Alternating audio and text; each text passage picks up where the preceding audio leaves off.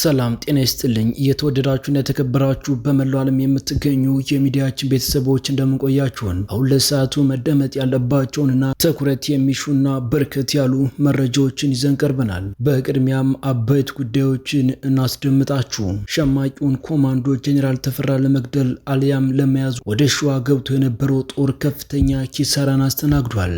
እነ ጄኔራል አበባው ያልጠበቁት መርዶ ደርሷቸዋል። ከግንባር የተሰማውን መረጃ ይዘነዋል ሰሙታላችሁ።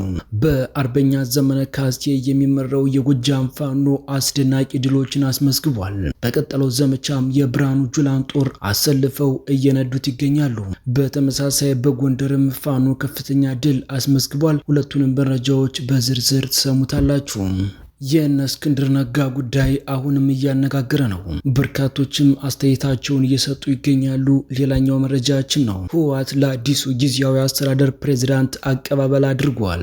ደብረጽዮንም ያልተጠበቀውን ተናግሯል። እስከ መጨረሻው ድረስ አብራችሁን ከቆያችሁ ወደ እናንተ ይደርሳል። የሚዲያችን ተደራሽነት እንዲበዛ ቪዲዮ ላይክ፣ ቻናሉን ሰብስክራይብ እና ሼር እንዲሁም ኮሜንት መስጫ ሳጥን ላይ ገንቢ አስተያየታችሁን እየሰጣችሁ አብራችሁን ቆዩን። አሁን በቀጥታ ወደ ዝርዝር መረጃዎቹ እናልፋለን። ሸማቂውን ኮማንዶ ጄኔራል ተፈራ ማሞን ለመግደል አልያም ለመያዝ ወደ ሸዋ ገብቶ የነበረው የአምባገነኑ የአብይ አህመድ ወታደር በፋኖች አይቀጡ ቅጣት ተቀጥቶ እንደተመለሰ ታውቋል። በዚህ ውጊያ የአብይ አህመድ ኃይል በርካታ ወታደሮችን ያሰለፈ ቢሆንም ክንደ ብርቱ የአማራ ፋኖ የተደረገበትን ትንኮሳ መክቶ የኦህዴድ መራሹን ጦር ከፍተኛ ኪሳራ እንዳደረሰበት የደረሰን መረጃ ያመለክታል። ጄኔራል ተፈራ ማሞን ለመግደል አሰፍስፎና ቋምጦ ወደ ሸዋ ግዛት ከሰም ወረዳ ተከታትሎ ገብቶ የነበረው የኦህዴድ ጦር የአማራ ፋኖ በወሰደው የተቀናጀ እርምጃ ሰፍሮባቸው ከነበሩ በርካታ ምሽጎች እንደተመታ የሚወጡ መረጃዎች ያሳያሉ።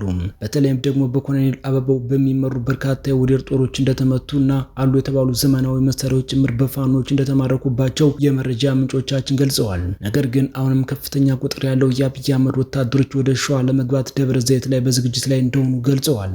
ይህ በእንዲህ እንዳለ አፋሕዶች አሳፋሪ ናቸው ብለዋል ግርማ ካሳ። እነ እስክንድር ነጋ በዚህ ልክ ነፍሰ ጡር ሴቶችን፣ ህጻናትን ሳይቀር አስገድደው በዚህ ልክ ድራማ ይሰራሉ ብሎ ማን አስቦ ነበር የሚለው ግርማ ካሳ፣ በነገራችን ላይ አፋሕዶች ደፍሮ በሌሎች ፋኖች ላይ ተኩስ ከጀመሩ የዳውንቱ ውይይት ውጤት ሳይሆን አይቀርም ከአገዛዙ ጋር ተናበውና ተጠቃቅሰው የሚያደርጉት ብሏል። ማንም የፋኖ አደረጃጀት ከህወሓቶች ጋር እንሰራለን ያለ የለም። ጄኔራል ተፈራ ማሞ ምንም አይነት ንግግር ተደርጎ አያውቅም የሚል አስተያየት ነው የሰጡት። አራት የፋኖ አደረጃጆች በቅርቡ ባወጡት መግለጫም የነ ወልቃይትን ጉዳይ ቀመስመር እንደሆነ ነው የገለጹት። አብይ አህመድ ፋኖችን የሚመሩት በነ ጄኔራል ምግበ ነው በሚል ፋኖንና ህወሓትን ለማገናኘት በመሞከር አስቂ መግለጫ አውጥተው ነበር። ታዲያ የነ አብይ አህመድ ፕሮፓጋንዳም እነ እስክንድር ነጋም ቅጭም አድርገው በወያኔ ከ9 ዓመት በላይ የታሰሩትን እነ እስክንድር ነጋ አብይ አህመድ አስሯቸው የነበረ ጊዜ የህወሓት ጦርነት ለመመከት እነ ባጫ ደበሌ ሲፈረጥጡ ተጠርተው ውጊያውን በመምራት ውጤት ያስመዘገቡትን አሁን ደግሞ በደከመ ጉልበታቸው ፋኖ ሆነው ትልቅ ስራ እየሰሩ ያሉትን የህዝብ ልጅ የሆነውን ጄኔራል ተፈራ ማሞን የወያኔ ተለጣፊ አድርገው ማቅረባቸው እነ እስክንድር ነጋና መከተ ማሞ በእርግጥም ከብልጽግና ጋር አንድ አይነት ስምምነት ሳይኖራቸው አይቀርም እንድንል እያደረገን ነው ብለዋል የመረጃ ቲቪው ግርማ ካሳ። ወደ ግንባር መረጃዎች ስናልፍ ደግሞ 23ኛ ቀኑን በያዘው ዘመቻ አንድነት በጎንደር ግንባር ለተከታታይ 4 ቀናት ውጊያ ሲደረግባቸው የነበሩት የቋራ አካባቢዎች አገዛዙን እርምጃ በመውሰድ ከተሞችን መልሶ መቆጣጠር ተችሏል ብለዋል። ከፓዊና ሱዳን ጠረፋማ ቀጠናዎች በመነቃነቅ የቋራ ቁልፍ የፋኖ ይዘታዎችን ለመውረድ ከፍተኛ ቁጥር የነበረው የአገዛዙ ኃይል ለተከታታይ 4 ቀናት አባይ ዳር፣ ሰላም አርጊና አዲስ ዓለም የአማራ ፋኖ አንድነት በጎንደር ሰራዊት ባደረሰበት ምት ክፉኛ የተበሳጨው አገዛዙ ከ9 በላይ ንጹሃንን ረሽኗል። ከ45 በላይ የአርሶ አደር የቁም እንስሳትን አርዶ በልቷል፣ ዘርፏል። በተመሳሳይ ቤቶችን አቃጥሏል። ከ4 በላይ ሞተር ሳይክሎችን አቃጥሏል። በንብረት ላይ ተጨማሪ ውድመቶችን አስከትሎ ነበር። ሆኖም ዛሬ በዘመቻ አንድነት 23ኛ ቀን ቀዝቀዝ በተባለ ቦታ ሰው በመምታት ወታደራዊ ስትራቴጂ አገዛዙ ከፍተኛ ኪሳራን አስተናግዷል። ቁጥሩ ለጊዜው በውል ያልተረጋገጠ የአገዛዙ ኃይል ሙትና ቁስለኛም ሆኗል። በሰፊው በረሃማና ጠረፋማ በረሃ እየተደረገ የሚገኘው አውደ ውጊያ አገዛዙን በማጽዳት አባይ ዱር፣ ሰላም አርጊና አዲስ ዓለም መለስተኛ ከተሞችን የአማራ ፋኖ አንድነት በጎንደር የመይሰው ካሳ ኮር፣ የአድዋ ክፍለ ጦር፣ ነብሮ ብርጌድና አጥነዋሴ ክፍለ ጦር ቀጠናውን ተቆጣጥረዋል። በጎጃምም ውጊያው ሲቀጥል ጎጃም አገው ምድር ክፍለ ጦር የትሪሊ ዘንገና ብርጌድና የጊዮን ብርጌድ አናብስቶች የተቀናጀ ልዩ ተጋድሎ ፈጽመዋል።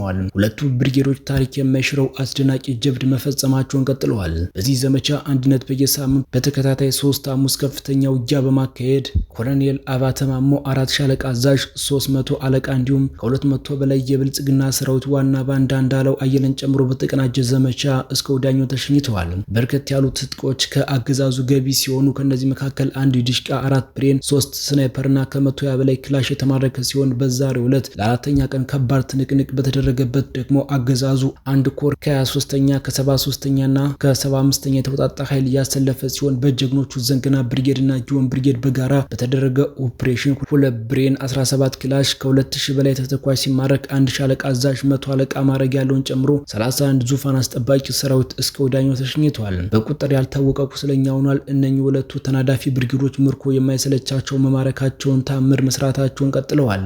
የምስራቅ አፍሪካ ዘብ የሚሆን ግዙፍ ጦር ገንብተናል፣ በ30 እና 15 እንዲሁም በሚያዝያ 1 የምንሸበር አይደለንም ሲሉ የቲሊሊ ዘንገና ብርጌድ ህዝብ ግንኙነት አለበላወቀ ገልጸዋል። በተያያዘም የአማራ ፋኖ በጎጃም ቀንጌታ ይፍታይ ንጉስ የክፍለ ጦር ስናን አባጅማ ብርጌድ በዛሬው ዕለት ታላቅ ጀብድ ፈጽመዋል። የአብይ አህመድ ጭፍራ በዛሬው ዕለት ከደብረ ማርቆስ ወደ ሮብ ገበያ ሬሽን ለመቀባበል ሲጓዝ የደማን በተባለ አካባቢ በጀግኖቹ በደፈጣ ተቀጥቅጧል። በውጊያ የተገኙ ድሎችም አንድ ወራል መኪና፣ አንድ ያገዛዙ መጠቀሚያ አምቡላንስ እና አንድ ካሶኒ መኪና ሙሉ በሙሉ ከጥቅም ውጭ ሆኗል። 23 ያገዛዙ ጦር ቁስለኛ ሆኗል። ከ15 በላይ ያገዛዙ ጦር እስከ ወዳኛው ተሸኝቷል። 3 ኤኬ ክላሽ እና አንድ ጥቁር የኮማንዶ ክላሽም ተማርኳል። በሌላ በኩል በጉጉት ሲጠበቁ የነበረው ግዙፉ የፋኖ ጦር ተመርቋል። የአማራ ፋኖ በጎጃም 8ኛ በላይ ዘለቀ ክፍለ ጦር ሽፈራው ገርበው ብርጌድ አዲስ ፋኖችን አስመርቋል። ትናንት ሚያዝያ 2 2017 ዓ.ም በሸበል በረንታ ወረዳ የሚንቀሳቀሰው ሽፈራው ገርበው ብርጌድ ግዙፍ የሚባል የፋኖ ጦር አስመርቋል። ብርጌዱ ለበርካታ ወራት ብቁ ወታደራዊና ፖለቲካዊ ስልጠና በብቁ የዘርፉ ባለሙያዎች ሲወስዱ ከቆዩ በኋላ ጥሪ የተደረገላቸው በርካታ በየደረጃው የሚገኙ የድርጅቱ አመራሮች እንዲሁም ጥሪ የተደረገላቸው ልዩ እንግዶች በተገኙበት አስመርቀዋል። የድርጅቱ አመራሮች ለተመራቂ እንኳን ደስ አላችሁ መልእክት ካስተላለፉ በኋላ አዲስ ተመራቂ ፋኖች ከነባር ፋኖች ጋር በመዋሃድ ህዝባችንና ድርጅታችን በሚፈልጋቸውና የሚጠበቅባቸውን ሁሉ ሊወጡ እንደሚገባ አሳስበዋል። የአማራ ፋኖ ህዝብ ብሎ መላው ኢትዮጵያውያን በአብይ አህመድ አገዛዝ የተጫናባቸውን የመከራ ቀንበር ለማሳጠርም በታማኝነትና በቁርጠኝነት ከመላው አማራ ፋኖ ጋር በመናበብ ያለመታከት መታገል እንደሚገባ ተገልጿል። ተመራቂ ፋኖች በበኩላቸው ትግላችን ዓላማና ግብ ሳናሳካ ላፍታና አንቀላፋም ሲሉ ቃል የገቡ ሲሆን ይህንን ሳናደርግ ብንቀር ለትግሉ ሲሉ በንጹሃን የተሰዉ ጓዶቻችን የበላይ ዘለቀ አጽም ይፍረድብን ሲሉ ለትግሉ ያላቸውን ቁርጠኝነት በቃለ ማላ ገልጸዋል። መረጃዎቻችን ሲቀጥሉ የአብይ አህመድ አገዛዝ በአማራ ላይ ባወጀው የአማራ ጦርነት በሚሊዮን የሚቆጠሩ ህጻናት ከትምህርት ገበታ የተገለሉ ሲሆን በሺዎች የሚቆጠሩ ትምህርት ቤቶች ስራቸውን አቁመዋል ብለዋል። ሚያዝያ 2 2017 ዓ.ም የአማራ ማህበር በአሜሪካ በኢትዮጵያ እየተካሄደ በሚገኘው የአማራ ጦርነት ውስጥ ባለው የትምህርት ሁኔታ ላይ ልዩ የምርመራ ዘገባ አውጥቷል።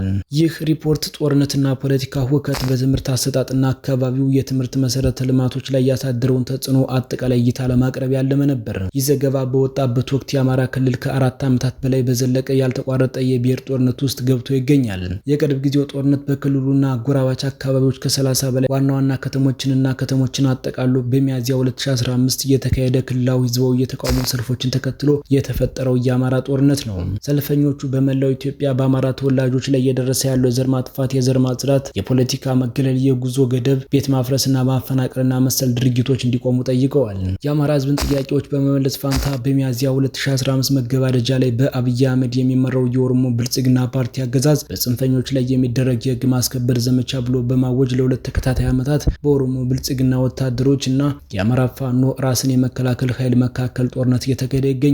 የትጥቅ ጦርነት ከጀመረበት ጊዜ አንስቶ ግጭቱ ወደ ሁሉም የክልል አስተዳደሮች በመስፋፋት በሚሊዮን የሚቆጠሩ ነዋሪዎችን ክፉኛ ጎድቷል።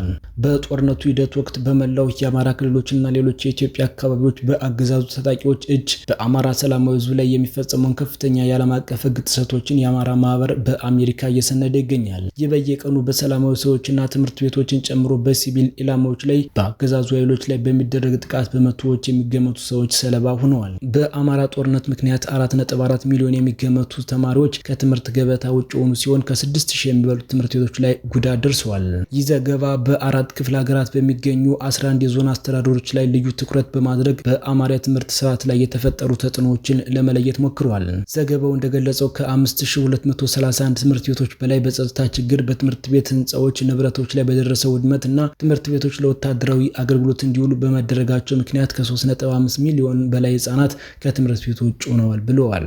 ህወሓት ለአዲሱ ጊዜያዊ አስተዳደር ፕሬዝዳንት አቀባበል አደረገ። ህወሓት ተቋማዊ ነጻነቱን አስከብሮ ተልዕኮውን ለመወጣት እንደ ጊዜያዊ አስተዳደር አካል በመሆን በጋራ ይሰራ ሲል ገልጿል።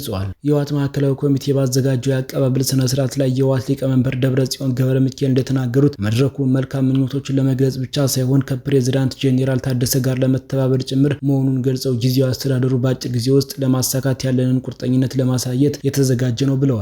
ግልጽ ተልዕኮ ይዞ የተቋቋመው የትግራይ ጊዜያዊ አስተዳደር ተልዕኮውን ከመወጣት ባለፈ በትግራይ ህዝብ ላይ ጉዳት አድርሷል ብለዋል። ትግሉ ተልዕኮውን የሚወጣ ጊዜያዊ አስተዳደር ለመመስረት ላለፉት ወራት ትግል ሲደረግ መቆየቱንም ተናግረዋል። ዋናው ጉዳይ ጊዜያዊ አስተዳደርን ማስተካከልና ጊዜያዊ አስተዳደሩን ተልዕኮዎችን በተቻለ ፍጥነት ማሳካት ነው። በወረራ ላይ የሚገኘውን ህዝባችንና ሉዓላዊነታችን ነጻ ለማውጣት የተፈናቀሉ ወገኖቻችን ወደ ቤታችን ለመመለስና የትግራይ ተወላጆች ወደ ተመረጠ መደበኛ አስተዳደር የሚገቡበትን ሁኔታ በማመቻቸት የሰላም፣ የጸጥታ፣ የማገገሚያና የመልሶ ግንባታ ስራዎቻችን በማከናወን በጋራ መስራት ዝግጁ ነን ብለዋል። የተወደዳችሁና የተከበራችሁ በመላው ዓለም የምትገኙ የሚዲያችን ቤተሰቦች ለሰዓቱ ያስናቸው መረጃዎች እነዚህን መስሉ ነበር። እናንተም እስከ ዝግጅታችን ፍጻሜ አብራችሁን ስለቆያችሁ ምስጋናችን ከልብ ነው። በሌላ አዳዲስና ወቅታዊ መረጃ እስከምንገናኝ በያላችሁበት ሁሉ ሰላሙን ተመኘን። ጤና ይስጥልን።